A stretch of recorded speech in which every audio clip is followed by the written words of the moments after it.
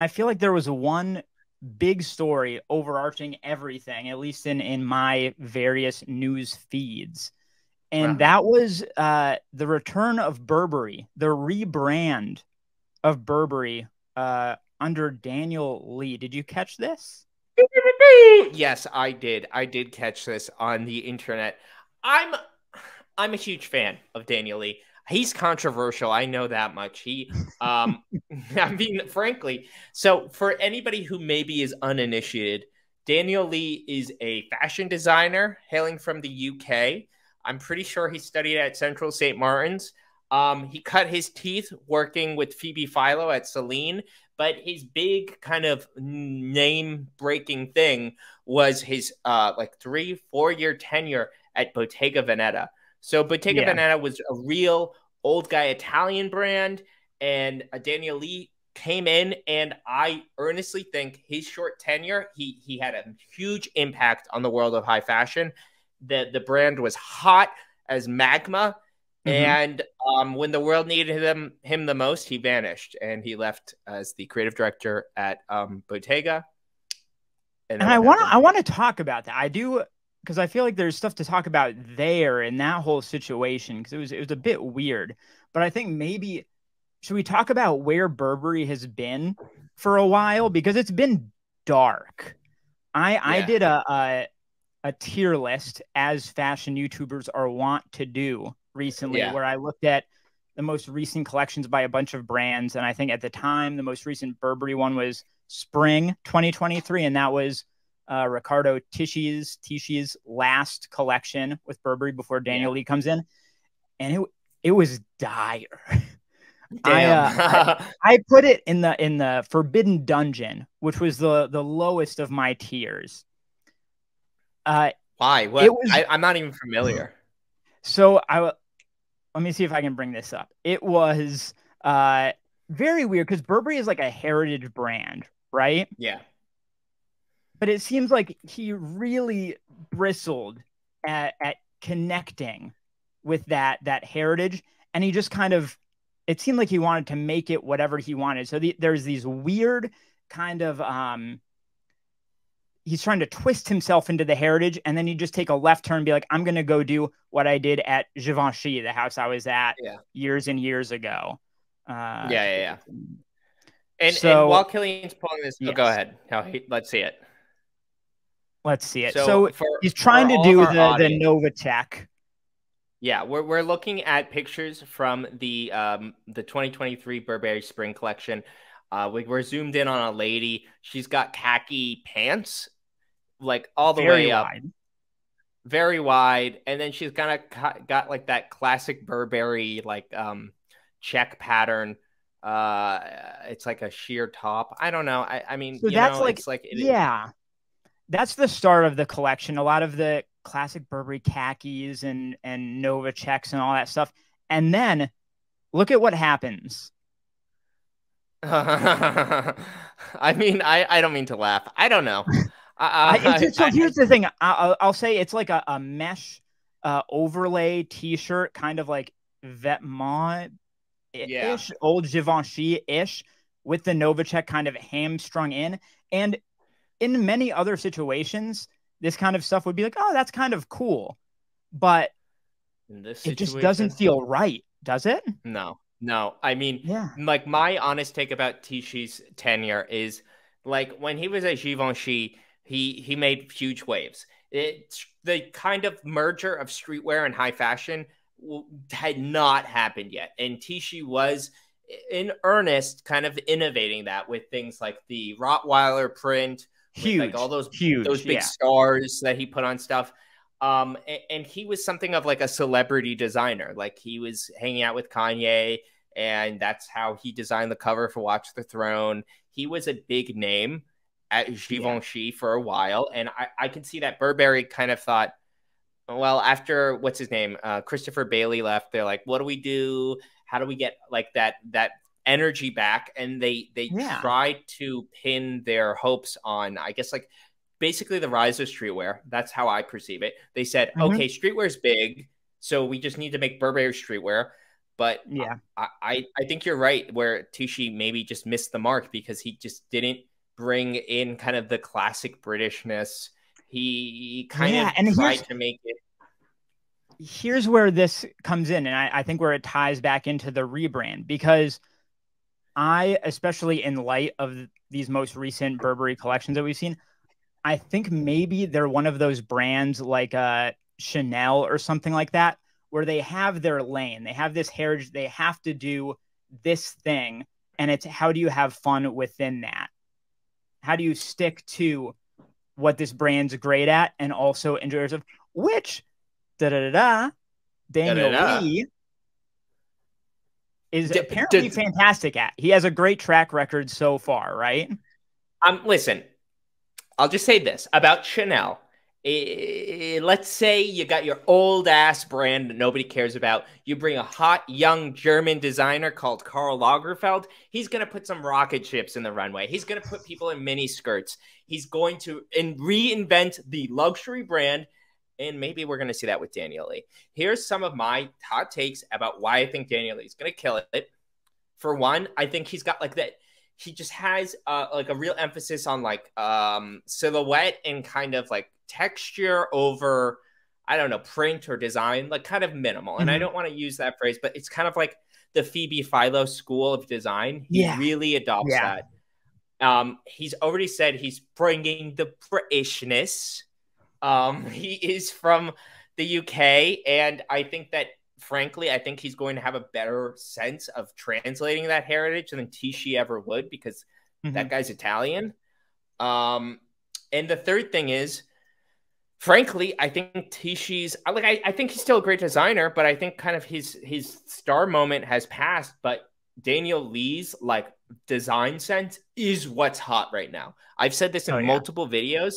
I think his influence and how everybody's copying it people aren't really recognizing or giving it the credit. Maybe they are, but I think his design sense is really desirable right now.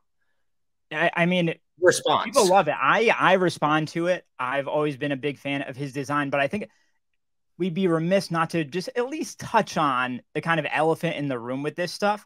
Because like, what's your understanding of the circumstances under which he left Bottega Veneta? Oh, okay. So, and this is, I don't know. I don't know if I'm speaking out of turn, but I don't know either. It's I don't know. Right? I don't know. I don't know. I used to work with somebody, and like I was just like in the office one day when I had a job, back in the day when I had a job, and I was talking about something Bottega, Daniel Lee, and then my coworker was like, "Oh, Daniel, I know that guy. He's like great. I used to work with him." Okay. And that was her representation of him was not what I heard from like Women's Wear Daily. Right. The kind of gossip is that Daniel Lee would only work at crazy late hours. He was demanding. He was rude. And like a lot of like old timey Italian dudes who are working at Bottega Veneta for years, like Italian, like leather workers, whatever, they quit because they could not deal with Daniel Lee. He was disrespectful. Apparently he was rude. He was like real big Steve Jobs energy, like demanding and psychopath kind of stuff. And that was my understanding, was that essentially there was kind of a mutual departure, but there was a lot of Bottega Veneta's like, yeah, our brand is red hot now, but nobody can work with this guy and he's got to go. And it's one of those things that's weird because I feel like in another era, that's the type of thing that would have just been unspoken and kind of whispered about in the industry. But in the kind of day and age that we're in, it feels like the brands and maybe the people, the employees also feel like we have to explain why we can't do this. We have to let the world know what's wrong with this person, which is fair. I mean, it's a good thing to be transparent about this stuff. It's just, it was interesting to see a brand be so transparent about generalized diva behavior. Yeah. Right. I think in a big part of it is probably there are so many stakeholders. There's probably so many people involved who saw Bottega go from big with old European people to the hottest luxury brand, and in like a very short period of time. And for them to then kick that creative director out, they have to have a reason. They have to like have some explanation for that. Otherwise, it just seems like a horrendous idea. And almost if you don't say anything, because it was a similar time period as like Alexander Wang and all this other stuff, it might be worse if you don't say anything, right? Just get out in front of it. Yeah. You know, so we've strayed pretty far from the rebrand, but I think it was all relevant context to have. That was all important. People need to know what I'm thinking. It's necessary. But I mean, in terms of the rebrand, one of the big things I've seen people talk about is the new logo. And like the hot thing that everyone's saying is like, it's a serif font. The new logo features serif. So like instead of sans serif, it's got little danglies on the letters. Yeah. Are we doing it? Are we going into font talk here? Because I'm down. Yeah. Okay, font talk, and then we have like a segment, like we have a transition, we've got animation, we've got songs. So hey guys, welcome to Font Talk. It's a podcast within a podcast. So I think ever since Eddie Salmon at Saint Laurent, ever since he said it's not Yves Saint Laurent anymore, it's Saint Laurent Paris, and it's a sans serif font. I think after he did that, and it was wildly successful, every other like high fashion brand was like, okay, so the secret is, and I mean like everyone, the secret is you take your font and you make it a sans serif font, like and not just sans serif, like big bold, just like hit that bold on the font selector, you know? Exactly. And that's like Balenciaga did it. Yeah. Another brand. All of them. I mean, like almost certain, like virtually every luxury brand kind of revamped their logo to be sans serif, including Burberry. When Riccardo Tisci came, they made it sans serif, and you know, it's like, and might I add, introduced the worst monogram of the entire logo mania period. I don't know if you remember that, like TB monogram. Whoo boy. And it was actually designed by that famous British graphic designer, the one who did the Joy Division cover. I'm drawing a blank on his name. Yes. Really? He's like well known in the world of graphic design. He's big best payday, known. I'm sure. Yeah. Yes, sure. But like that was he made that monogram for them. Okay. I mean, you know, I think, and we might get to this at our last segment or segment prior to the comment section of this podcast, but I think one of the things that Burberry kind of failed to do that we saw Daniel Lee do at Bottega with a lot of stuff. We've seen like Demna do at Balenciaga. We've seen basically anytime like a hot designer actually makes something of a brand, they have either a hot accessory or a hot piece of footwear. It's a bag, it's 100%. A belt. That the brand needs that because that's where luxury brands make all their money. And for the life of me, I don't feel like there wasn't like people weren't talking about, oh, the new Burberry X bag. And it's a hot bag and everybody in Soho is wearing it and everybody in London is wearing it. And everyone in Paris. People are going to, the footwear too. I remember one sneaker that they really tried to make pop, and it was basically, do you remember like the Gucci Righton, that kind of like retro chunky kind of dad sneaker? Yeah. It was just but with like the Nova check on it. That was like their big sneaker of his era. That's a bummer. It's odd. Very odd. And ultimately it is a bummer because you see Riccardo Tisci, and I think like looking back at all the Givenchy stuff, it's like you were an innovator. You were killing it. Yeah. And it's a shame to see you not be able to bring the heat at this place. But honestly, I don't think it was a good fit. I know it's easy to say in retrospect, but it just, even when he was announced, I'm like, oh, cool. But I don't know. And their former creative director, Christopher Bailey, like a lot of his stuff was like, I want to phrase it the right way. It wasn't loud. It was kind of it was refined.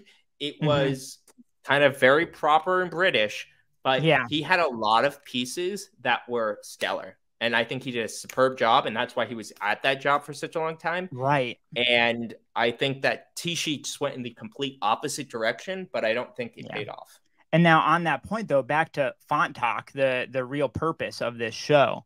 Mm-hmm. It's honestly crazy how much a font change can indicate, how much that can communicate, because seeing the new serif font, it Yeah. does automatically evoke this sense of I don't know, timelessness, classicness, heritage, all of those, kind of nostalgic words, right? Old time. Makes you realize that they're thinking about that history of the brand again. Like they've got that on 300%. front of mind. Yeah. And just as a quick aside, we Hmm. did get a comment from Isaac. Isaac, what's up? It's Peter Seville. I'm almost certain he's right. That's the name of Okay. the famous graphic Graphic designer designer. Beautiful. who did the Joy Division cover Thank and you. the Burberry logo.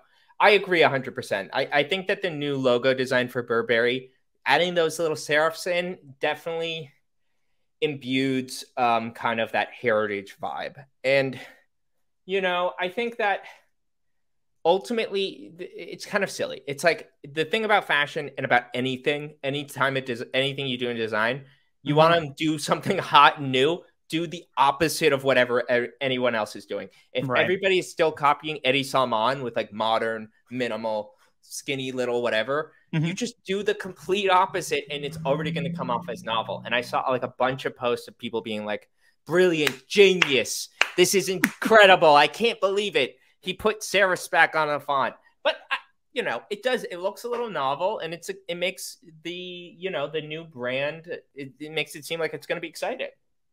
I agree. And I mean, I think that's all there really is to say, because all we get is just this taste of the rebrand, right? And it's just a hint of what they've got in mind for the direction. And I think it's exciting. I agree.